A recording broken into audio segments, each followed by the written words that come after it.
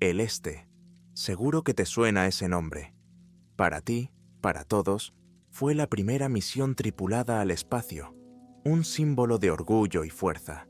Pero lo que nunca te he contado es lo que realmente viví allí arriba. Lo que empezó como un simple viaje al espacio se convirtió en un viaje del que casi no había retorno. Fingieron mi muerte, me amenazaron de todas las formas posibles, me hicieron desaparecer. Los medios de comunicación y el gobierno distorsionaron la verdad, la enterraron. Pero después de tantos años en la oscuridad, es hora de contar lo que realmente sucedió en esos vuelos. Todo lo que voy a contarles es una historia impregnada de traición y mentiras. Mi nombre es Yuri Alexeyevich Gagarin. Para el mundo, estoy muerto. Según los informes, morí el 27 de marzo de 1968 en un accidente aéreo mientras pilotaba un MiG-15 UTI. Pero la verdad es que estoy vivo, más que vivo. Estoy aquí, en Estados Unidos, un anciano de 90 años que ha vivido más de medio siglo bajo otro nombre. Una vida de ficción, desterrado de mi propio país sin piedad. Se me ha prohibido hablar de lo que he visto, de lo que he aprendido y experimentado. Me convirtieron en una sombra, en un secreto que nadie debía conocer. Pensaba que solo en Estados Unidos se clasificaban los secretos, que solo aquí se miente para encubrir los horrores descubiertos ahí fuera, fuera de nuestra atmósfera. Pero todas las grandes potencias lo hacen. Todas guardan un secreto común, un contacto que trasciende todas las fronteras humanas. Y después de tantos años de silencio, mientras esta verdad me quema por dentro, he decidido que no dejaré que este conocimiento muera conmigo. Quiero liberarme de esta carga que he llevado durante la mayor parte de mi vida. Hoy os contaré toda la verdad tal y como fue. Después de terminar mis estudios de ingeniería y aviación militar, me destinaron a una base aérea en una zona remota de Murmansk, cerca del Círculo Polar Ártico. Aquellos días fueron una prueba constante de mis habilidades como piloto. Piloté aviones de combate MiG en misiones de entrenamiento, demostrando que estaba hecho de una pasta diferente a la de los demás. Fue una época difícil, pero cada vuelo era una oportunidad para mejorar, superando límites que a otros les parecían imposibles. Una fría noche, tras una serie de maniobras nocturnas, recibí una carta. El sello del sobre me heló el corazón por un momento. El centro del programa espacial soviético. Mis ojos se abrieron de par en par cuando vi la firma del mismísimo Sergei Korolev. Al día siguiente me citó en su despacho. Era la oportunidad de mi vida. Formar parte del programa espacial de mi país. Formar parte de algo tan significativo parecía una quimera. Aquella noche cogí una botella de vodka y me la bebí solo. No para emborracharme, sino para celebrarlo. Sentía que había llegado a la cima de mi carrera y que solo las estrellas estaban más allá. Cuando llegó el día, salté de la cama con una energía que nunca antes había sentido. Me puse mi túnica ceremonial y me dirigí al despacho de Korolev. Cuando llegué, inmediatamente noté algo extraño. Todos a mi alrededor me miraban con algo parecido al reconocimiento, pero también con recelo, como si ya supieran quién era. Me recibió Sergei Korolev, el legendario diseñador y arquitecto jefe del programa. Me estrechó la mano con firmeza y con una leve pero enigmática sonrisa me acompañó por los pasillos, mostrándome cada sala. Hablamos de mi papel, de la próxima formación y de las grandes expectativas. Pero nada de lo que dijo pudo prepararme para lo que ocurrió a continuación. Los días en la base se alargaban lentamente, llenos de vuelos de entrenamiento y maniobras en el MiG-15. Parecía que mi único trabajo era volar. Día tras día, como si me estuviera preparando para algo más grande. Pero pronto noté rarezas en el comportamiento de los oficiales superiores, sus cuchicheos, sus miradas secretas al cielo. Me alarmó que algunos de los guardias parecieran tensos, como si estuvieran esperando algo que pudiera ocurrir en cualquier momento. Una tarde, cuando el sol ya había desaparecido por el horizonte y la oscuridad cubría la base, completé otro vuelo. Eran aproximadamente las 8:30 cuando me dirigí hacia los hangares, y de repente lo vi. Había unas extrañas luces suspendidas en el cielo, inmóviles, como si se limitaran a observarnos desde arriba. Esas luces no parecían las señales habituales de aviones o helicópteros. Parpadeaban, emitiendo un misterioso resplandor. Me invadió una sensación de inquietud y curiosidad. Me escondí detrás de un contenedor y observé, intentando no respirar demasiado fuerte. Lentamente, en silencio, las luces empezaron a descender, revelando la silueta oscura de un enorme disco de unos 30 metros de diámetro. Debajo parpadeaban luces brillantes y extrañas, completamente distintas a todo lo que había visto antes. Definitivamente no era un helicóptero ni un avión, algo completamente ajeno a nuestro mundo. En ese momento noté una figura parada directamente frente al objeto. Era Korolev. Estaba allí tranquilamente, como si hubiera sido consciente de la presencia de estas criaturas. Mi corazón se aceleró. ¿Estábamos los científicos soviéticos colaborando con alguna fuerza extraterrestre? ¿O se trataba de algún tipo de extraño intercambio? Sin embargo, este pensamiento desapareció rápidamente cuando vi lo que salía del objeto. Al principio pensé que era algún tipo de ilusión, pero no. Era real. Una criatura que no podía describirse con palabras salió de la nave. Parecía una mantis gigante, de 2 o 3 metros de altura, con un cuerpo delgado y segmentado que se movía con una gracia antinatural. Tenía en la cabeza un aparato parecido a un tubo de respiración, y sus enormes ojos opacos miraban fijamente a la oscuridad, como si pudiera ver a través de ella. Detrás de la criatura había toda una unidad de soldados alineados en fila, silenciosos e inmóviles. No podía creer lo que veía. Esas criaturas, esos gigantescos seres alienígenas, estaban de pie frente al Korolev, emitiendo sonidos similares a crujidos que impregnaban mi mente, causándome una extraña sensación de pavor. No entendía lo que decían, pero intuía que se estaba produciendo algún tipo de intercambio o negociación. Korolev permanecía tranquilo, incluso demasiado tranquilo para esta situación. El tiempo parecía haberse detenido, mientras yo permanecía entre las sombras, observando, incapaz de moverme. De repente, la criatura se giró y su disco comenzó a elevarse de nuevo, dejando tras de sí un brillante destello de luz. Al cabo de un momento, desapareció. Me quedé allí de pie, entumecido por el miedo y el frío, dándome cuenta de que acababa de presenciar algo que no debería haber conocido. Aquella noche no pude pegar ojo. La imagen de la nave y de las criaturas, mantis alienígenas gigantes, se grabó en mi memoria como hierro al rojo vivo. A cada momento, en cuanto cerraba los ojos, reaparecían ante mí sus enormes e impasibles ojos. A la mañana siguiente decidí guardar silencio y fingir que no había pasado nada. Pero, al entrar en la base, sentí que algo había cambiado. Korolev me recibió con la misma sonrisa, pero había una dureza helada en su mirada. Korolev me miró como si supiera lo que había visto anoche. Era aterrador. Comenzó la conversación con los habituales asuntos de negocios, pero en algún momento su tono cambió. «Yuri», dijo, interrumpiendo bruscamente sus advertencias habituales, «por favor, acompáñame a mi despacho. Tenemos que hablar de algo». Su voz sonaba fría, casi distante. El corazón me latió con más fuerza. Intenté mantener la calma, pero sabía que me esperaba algo serio.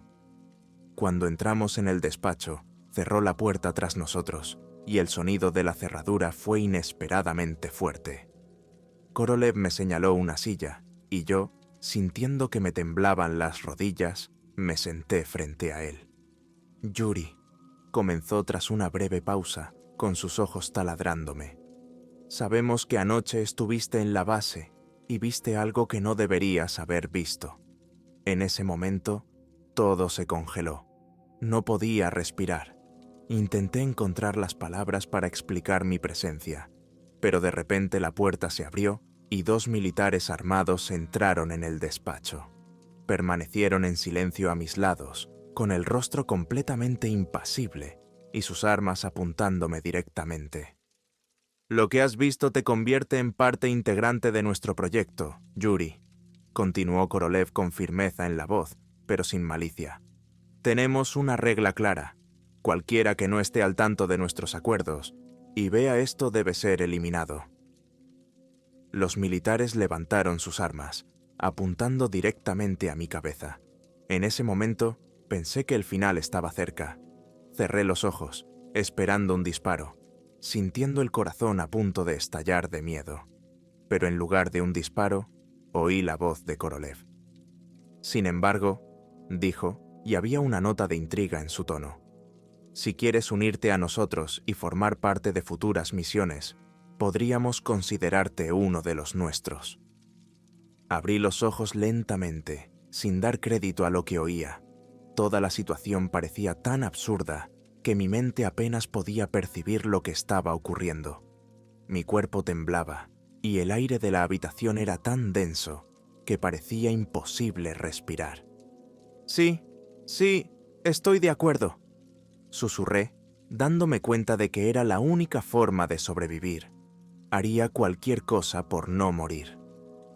Korolev me dedicó una sonrisa tensa y me tendió un papel. «Bien», dijo, colocando el documento frente a mí. «Firma aquí. Es un acuerdo de confidencialidad. Nunca, jamás, debes contarle a nadie lo que has visto aquí, ni las misiones que estamos llevando a cabo». Me temblaron las manos al coger el bolígrafo. Pensé en mi familia, en mi vida, y me di cuenta de que no tenía otra opción. Firmé el documento, y así comenzó mi vida ligada a este ominoso secreto. Pasaron unos meses. Mi existencia se convirtió en parte de la rutina de la base. Realizaba mis misiones, me entrenaba como piloto, pero cada noche, antes de irme a dormir, veía una y otra vez a aquellas criaturas y su nave. Se agolpaban en mis pensamientos y algo muy dentro de mí me decía que estaba involucrado en algo mucho más grande que una simple operación militar. Una gélida mañana, Korolev me citó de nuevo en su despacho. Esta vez había algo nuevo en su mirada, un brillo extraño. Sentí que me esperaba algo importante, algo que pondría mi vida patas arriba. «Yuri», dijo, como conspirando, «tenemos una misión que será la primera en la historia de la humanidad, un viaje al espacio». Contuve la respiración. Las palabras de Korolev flotaban en el aire como un misterio inescrutable. El espacio, todos estos años de entrenamiento, todas las pruebas, los sacrificios y el misterio de la base habían conducido a este momento. Acepté la oferta sin vacilar. El orgullo por la patria y el deber eran más fuertes que cualquier temor. El 12 de abril de 1961 tuvo lugar la misión. Me convertí en la primera persona en llegar al espacio a bordo de la nave espacial Vostok. Los minutos previos al lanzamiento fueron una mezcla de terror y euforia. Sentí cada músculo tenso mientras la cuenta atrás llegaba a cero y el ruido de los motores llenaba todo mi ser. Luego se hizo el silencio y me encontré en un vacío silencioso. Di la vuelta a la Tierra en 108 minutos. La vista del planeta debajo de mí, la oscuridad absoluta del espacio más allá del ojo de buey, era una vista que nadie había visto antes. Sentí que estaba tocando el límite de lo posible, desafiando a la propia naturaleza. Pero el regreso a la Tierra no fue tan tranquilo. Hubo momentos en que los sistemas del Vostok fallaron temporalmente y el módulo empezó a girar sin control. Mi experiencia y mi formación me ayudaron a recuperar el control.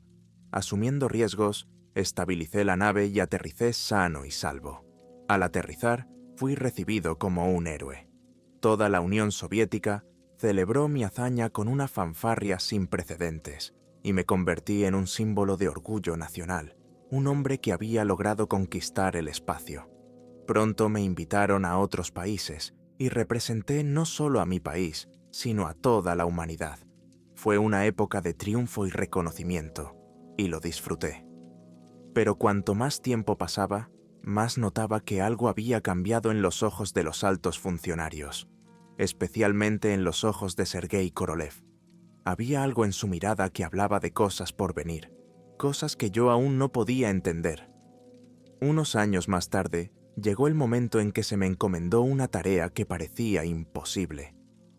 «Yuri», dijo Korolev en una de nuestras reuniones, ahora con un tono sombrío. «Hay una misión más que hará que tu primer vuelo parezca un paseo». Algo en su voz me dijo que sería algo más que otra misión. Había algo más, misterioso, oculto a la vista. La gloria que había ganado empezaba a verse eclipsada por la premonición de que me esperaba algo mucho más peligroso. La tarea parecía sencilla: volar a la luna y plantar nuestra bandera. Iba a ser la primera misión de este tipo, una misión que nadie se había atrevido a emprender. Pero Sergei me aseguró que no había que preocuparse por la seguridad. «Nuestros amigos nos han proporcionado una tecnología que la gente ni siquiera conoce», dijo, y sus palabras estaban cargadas de un fanatismo tan extraño que un escalofrío me recorrió la espalda. No tenía elección. Tenía que aceptar o arriesgarme a la extinción. Y acepté. El 4 de julio de 1965 me encontraba en una nave lista para salir al espacio con dos ingenieros, Rakil Yefremov y Artur Suboch. Formaban parte de un grupo secreto que conocía los tratados con estos seres, pero nunca los habían visto ellos mismos. La nave que pilotábamos estaba equipada con una tecnología incomprensible e increíble, proporcionada por los mismos seres extraterrestres que yo había visto en la base. El despegue fue muy diferente a mi vuelo en la Vostok. La propulsión parecía superar todo lo que yo conocía. La sensación de presión era casi insoportable, pero la visión del espacio infinito me hizo olvidar el dolor. Después de solo 4 horas llegamos a la Luna, un tiempo que habría sido impensable para una nave humana ordinaria. Todavía no podía creer que lo hubiéramos conseguido. Cuando salimos de la nave, sentí un silencio y un vacío extraños. La Tierra parecía una pequeña mancha azul en el vasto espacio negro. En aquel momento, todo parecía tranquilo y casi pacífico. Pero al dar unos pasos por la superficie lunar, me di cuenta de algo que no esperaba ver. A un lado del lugar de aterrizaje, vi una estructura que claramente no pertenecía a un ser humano. Era una enorme estructura oculta en las sombras, rodeada de una extraña luz. De repente, sentí su presencia. De pie en la distancia estaban esas mismas criaturas, mantis alienígenas, observándonos con una concentración silenciosa pero ominosa. Mientras mis compañeros y yo avanzábamos lentamente, vi que una de las criaturas se acercaba a nosotros. En un instante agarró a Rakil y Arthur como si fueran juguetes. Extraños sonidos como crujidos empezaron a intensificarse, penetrando en mis pensamientos, y no me cupo duda de que las criaturas estaban discutiendo algo entre ellas. No podía moverme. Me sentía como encadenado por el miedo y el horror de lo que estaba viendo. Aquellos sonidos procedentes de las criaturas penetraron en mi mente, haciéndome sentir indefensa y pequeña. En un abrir y cerrar de ojos, Rachel y Arthur desaparecieron en el interior de la estructura, como si se los hubiera tragado la oscuridad. Una de las criaturas hizo un gesto, indicándome que me marchara, pero no pude. No podía dejar atrás a mis camaradas. Sin embargo, de repente otra criatura se abalanzó sobre mí, y solo conseguí esquivarla gracias a mis reflejos. Corrí de vuelta a la nave, oyendo ruidos extraños detrás de mí y sintiendo el aire cada vez más pesado. Cuando volví a la nave, cerré inmediatamente la escotilla y activé los motores. 4 horas más tarde estaba de vuelta en la Tierra, pero esta vez mi alma estaba destrozada. Corrí hacia Korolev sin perder un momento, queriendo saber la verdad. «¿Qué era, Sergei? ¿Por qué se llevaron a Rakil y a Arthur?», grité, con el corazón desbordado de ira y terror. Korolev solo me miró con calma, como si mi miedo y mi ira le fueran completamente indiferentes. «No te preocupes, Yuri», respondió con gélida calma. «Nuestros amigos nos han pedido una ofrenda por el uso de su territorio. Es solo una ganga». Algo explotó dentro de mí. Incapaz de soportarlo, me lancé sobre él y le golpeé tan fuerte como pude. La habitación se llenó de caos. Los guardias corrieron hacia mí, me agarraron y me arrastraron. Aquella noche me encerraron en una oscura celda de la base y me di cuenta de que ya no era un héroe, sino solo un peón en un juego que nunca pude comprender del todo. Pasó un año en aquel infierno carcelario, solo y completamente aislado. Nadie me visitaba, y para todos los demás me convertí en un traidor, un hombre que había aprendido demasiado y había resistido demasiado. Entonces, en 1966, ocurrió lo inesperado.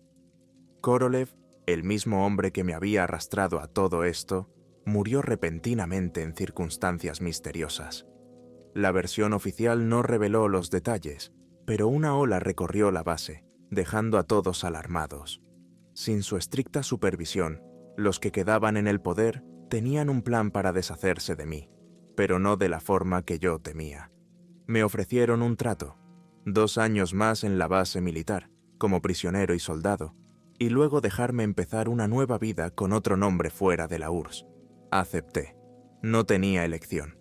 En 1968, fingieron mi muerte inventando un accidente para asegurarse de que nadie me buscaría.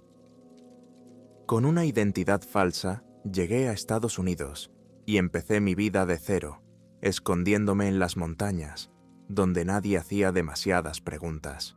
Encontré la paz en la caza y en vivir alejado de la civilización, pero las sombras del pasado me perseguían. Incluso años después, veía aquellas criaturas alienígenas en cuanto cerraba los ojos. Con el paso de los años, nunca pude librarme por completo de las imágenes que me perseguían. Cada vez que cerraba los ojos, veía aquellos enormes ojos negros, fríos y penetrantes. Tratando de olvidar, me sumergí en una vida sencilla en los bosques, cazando, cortando leña, viviendo como un ermitaño.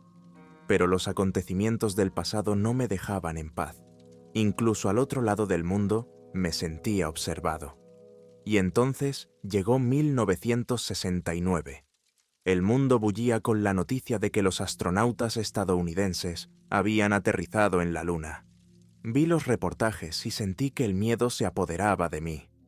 ¿Habrían hecho ellos también un trato con aquellas criaturas? ¿O se habían enterado de la existencia de esta base? Sentí que los que estaban en la Luna también ocultaban la verdad. Tal vez su propia historia de contacto con algo de otro mundo. Con el paso de los años, empecé a sentir que la realidad que me rodeaba comenzaba a desdibujarse. Había días en los que creía de verdad que podía olvidar todo lo que me había pasado, empezar mi vida de nuevo. Cambié de nombre, conseguí mis papeles, incluso me instalé en un pueblecito al este de las montañas donde a nadie se le ocurría hacer preguntas. A mi alrededor había naturaleza, soledad y un silencio apacible. Pero por la noche se despertaban imágenes del pasado. En esos momentos sentía que mi calma no era más que una fina capa de hielo sobre el abismo. Recordaba aquel último viaje a la Luna, la nave con tecnología antinatural, la extraña atracción del lado oscuro del satélite. Y esas criaturas, las mantis, que me miraban como si pudieran ver mi futuro. Pasaron décadas, y casi me había reconciliado con el hecho de que viviría el resto de mis días solo, con un secreto que me llevaría a la tumba. Pero a medida que envejecía, también lo hacía mi determinación de permanecer en silencio. Pensé que el mundo tenía derecho a saber la verdad, que la gente necesitaba oír, por una vez, lo que se escondía entre las bambalinas de este mundo. Ahora que tengo 90 años, casi no me quedan fuerzas. Estoy cansado, pero sigo vivo. Y lo único que deseo es que alguien sepa lo que se oculta, que alguien escuche por fin la verdad.